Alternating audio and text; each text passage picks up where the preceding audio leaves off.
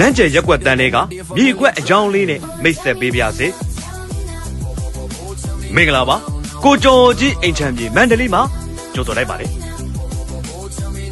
လမ်းကျသွားလာရလွယ်ကူပြီးနေရာကောင်းရက်ကွက်တန်းလေးပါပေအကျယ်ဝင်းကတော့ပေ40-60ဖြစ်ပြီးအိမ်ရင်မီပါကိုမှာအရှိလက်လေးပါ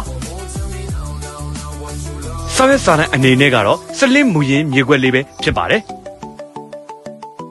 နေရာလေးကတော့64လမ်းနဲ့108လမ်းအနီးပါဈေးနှုန်းလေးကတော့သိန်း2000ညှိနှိုင်းဈေးနှုန်းဖြင့်ရောင်းချပေးသွားမှာပဲဖြစ်ပါတယ်လမ်းကျရက်ကွက်တန်းတွေကမြေကွက်လေးကိုရကျင်တဲ့မိတ်ဆွေများကိုကျော်ကြီးအိမ်ချမ်းမြေမန္တလေးကိုသာဆက်သွယ်လိုက်ပါအကောင်တကအကောင်ဆုံးတွေကိုသာဖန်တီးပေးခြင်းတော့ကိုကျော်ကြီးအိမ်ချမ်းမြေမန္တလေးရဲ့စေတနာပါ